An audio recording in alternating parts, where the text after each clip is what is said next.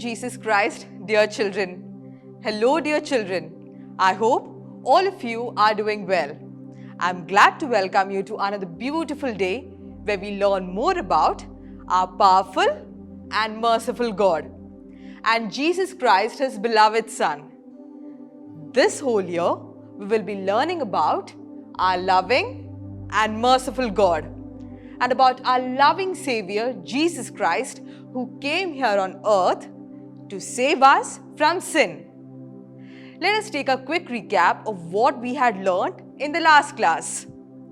In our last class, we learned about the disciples of Jesus. We tried to memorize their names through a mnemonic technique. Then, we also heard about where all the disciples went to preach and share Jesus with so many people. This was how Christianity was born. Do you all remember the names of the apostles? Yes? This is the way the disciples run: Peter, Andrew, James and John, Philip and Bartholomew, Thomas next and Matthew too, James the Less and Judas the Greater, Simon the Zealot and Judas the Traitor. It is a wonderful way to remember their names. We also learnt a beautiful song. Jesus, you are my salvation. Jesus, you're my inspiration. Isn't it, children? We saw how simple and humble disciples who were fishermen and ordinary men before Jesus met them. And they became so wise and courageous that they went off to faraway places and preached about Jesus' teachings. They gained the wisdom, energy and grace to face all kinds of difficulties, troubles and sufferings. With Jesus by their side, they could face everything with a smile and were able to create our Christian faith. We also saw how St. Thomas went to Syria and came to India. He came to Kerala first and then shared Jesus' good news with people, and that's how Zero Malabar Christians were formed. Then we did a wonderful activity on following Jesus as a disciple. I'm sure your teacher must have loved to see how you have decided to become Jesus' disciple. In today's class, we will learn chapter 11, Jesus who teaches the people, where Jesus explains how we can inherit heaven.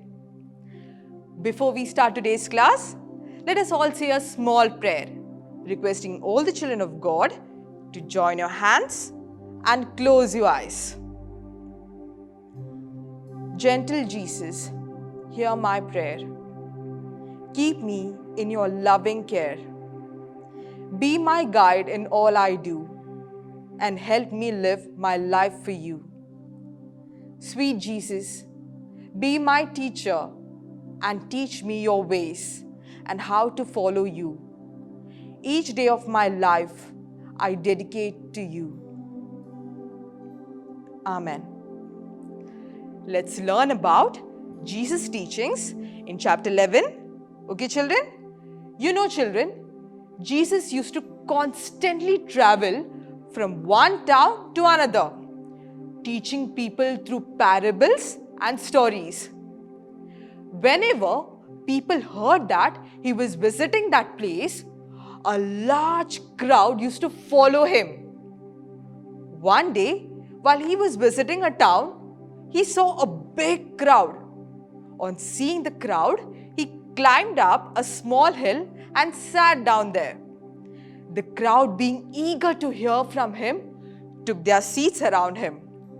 Now, Jesus was very compassionate to the people and he taught them many things. He taught them that if you need mercy from others, then you should be merciful to them. To see God, you should be pure of heart. to inherit heaven, you should be truthful. We also like to listen to stories, isn't it, children? So Jesus spoke to the people in the form of stories or parables. A summary of Jesus' teachings is known as Beatitudes. This can be seen in St. Matthew's Gospel, chapter 5, verses 3 to 12. Whatever Jesus did and taught is recorded in the Holy Bible. Even today, Jesus continues to speak to us through the Bible. Jesus also teaches us that we should love not only our friends or our families or those who love us. He said that we should love our enemies or the people who do not love us also. Now, that's a very difficult thing to do, isn't it, children? We usually hate the people who say bad things about us, don't we? And we show affection to those people who are nice to us. But Jesus said something beautiful. He said that if we are nice to the people who don't like us or say bad things about us, then we are spreading goodness. By seeing our goodness and good behavior, the bad feeling that is there in others slowly goes away. Their hatred towards us vanishes, and gradually we start living in love and happiness and not in hatred. Isn't that a powerful teaching, children? Will you all start doing what Jesus taught us? Yes? He taught us how to forgive those who hurt us. The greatest example that Jesus could show his love for us was by dying on the cross for us to save us from our sins. Children, would you like to listen to a story from the Bible about Jesus' teaching? Yes? The story is called Always Forgive. One day, Peter, one of Jesus' disciples, asked Jesus, "If others do me wrong, how many times must I forgive? Should I forgive them as much as 7 times?" To this, Jesus answered, "I tell you that you must forgive not 7 times, but 70 times 7. That means you must forgive always." To make this point clear, Jesus told a story. There was a great king. One of his servants owed him a great sum of money. As he could not pay it back, the king ordered him to be sold as a slave. But the servant told the king, "Have mercy on me." The king was moved with pity, remitted or forgave the debt and allowed him to go free. As he was going out, the servant met another servant who owed a very small amount of money. On seeing him, he caught hold of the throat and said, "Pay me all that you owe me." The fellow servant begged him, "Have patience, I'll pay you all." But the first servant said that no, it won't happen, and he punished him. When the king heard of it, he called the first servant whom he had forgiven the debt. "Wicked man, I remitted and forgave all your debt. It was your duty to have mercy on your fellow servant as I had mercy on you." And the king handed him over to the soldiers to be punished. And Jesus added, "It is thus my heavenly Father will do with you, if you do not forgive one another with your whole heart." So children, you see, we are always expected to be forgiving. God does not want us to keep a book of good and bad things that people are doing towards us. He does not want us to be holding anger towards other people.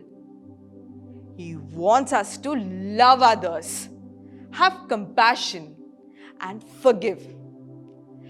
It's not always easy. Sometimes it is very hard. But God wants? No. He expects us to forgive others from our heart and we should really mean it when we forgive. Because if we don't forgive them, then God won't forgive us. So next time, when you get upset with your friends, remember what Jesus teaches us. Yes, to forgive. Let's also learn a Bible verse for the day. But if anyone strikes you on the right cheek, turn the other also. Matthew chapter 5 verse 39. We will now learn a lovely poem about God's love. God sees the little sparrow fall, it meets his tender view.